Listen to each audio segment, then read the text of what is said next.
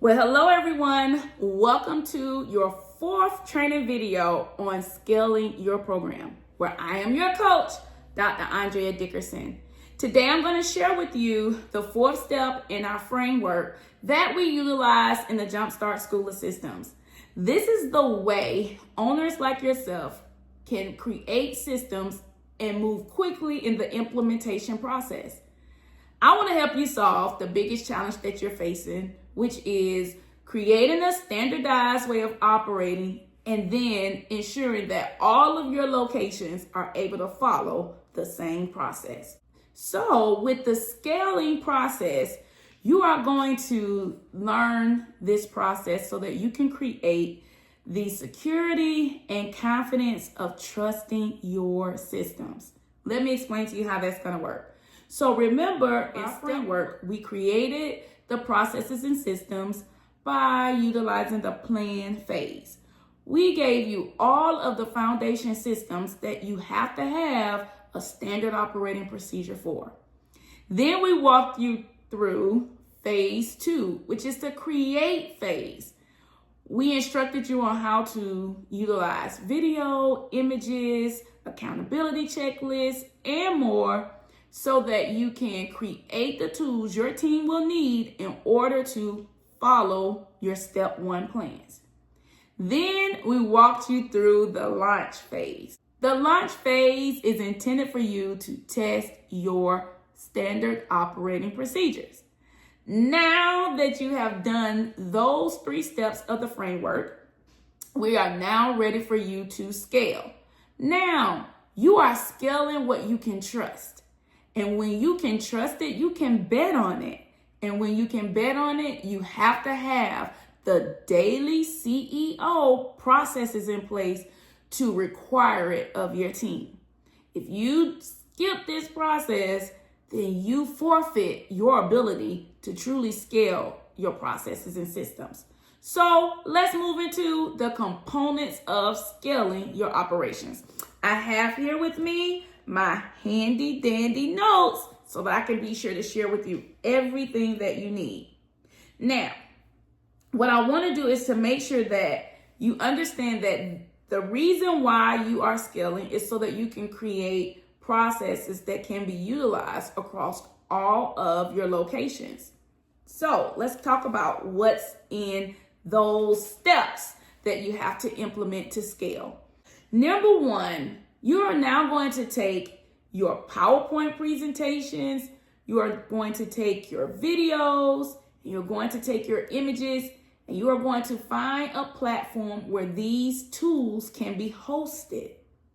You want to find a platform where your team can self-educate, train at will, and be nurtured throughout your program. Step 2, you want to then find additional videos on YouTube or other learning platforms that you can use to support your foundation systems. For example, we utilize tools such as Pro Solutions that offer additional training, continual ed units, and more. But what I have done as a CEO is I digested the training first to be sure that it was in alignment and interconnected with my business model to ensure that once I included these trainings as a supplement to my own trainings that I created through video and my manuals and my images, then I was able to support my team with continual ed units as well as the standard for operating my childcare business. Now, let me digress a bit and tell a story. I realized that I needed to implement these supplemental videos to my training for my proprietary system because most of my licensing trainers or inspectors would come in and only expect for me to do things that the state wanted. Or my local trainers, they will only train me on child development. But that did not help me because my team, no matter how much information they had on child development, if they didn't understand how to meet the owner expectations of my classrooms, my materials, working with my parents, working as a team, growing through my Ascension program, closing out my rooms, opening my rooms, properly handling the diaper changing process, doing my lesson plans. So no matter how much they learned about child development, if they didn't know how to follow my processes and systems, I would end up with a training that was null and void. That's when I realized team members need more than continual ed units. They need to have continual training or quarterly training that I give as a CEO to make sure they're operating cohesively with my owner expectations. All right, let's move forward. So once I realized that, it became a part of my framework, which is why I'm telling you to also do that in your scaling process. Support your business model with other videos that can be found on YouTube or some other learning site. Next, moving on.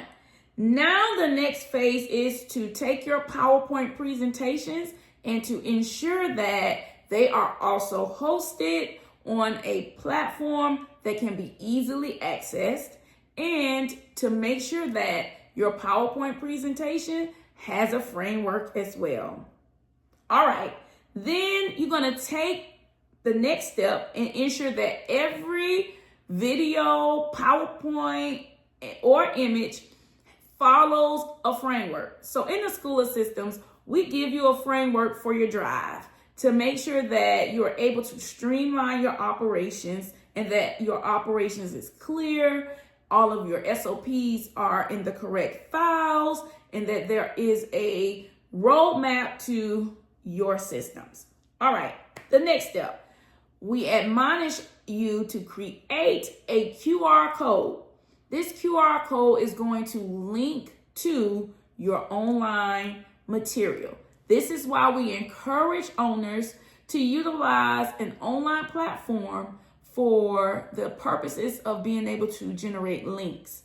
These links will now be connected to your QR code. Your QR code are going to be placed strategically throughout your childcare organization so that anyone that is in your room next to your diaper changer, they can now scan the QR code, which takes them directly to your online training.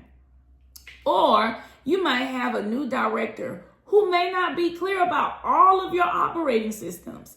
You can create a QR code binder that they can just flip, scan, learn, and direct with.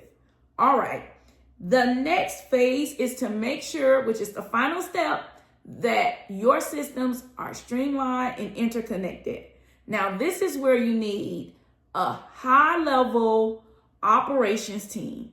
This operations team is going to help you to take all of the different SOPs that you've created and ensure that it's departmentalized and that it's interconnected, one process after the other. Now, this is where I work with clients on our top VIP mastery level, because I literally get into your drive and I make sure that your processes and systems are interconnected and that it's ready for you to scale. Well, now that we have come to the end of this training, I want to share a scripture with you.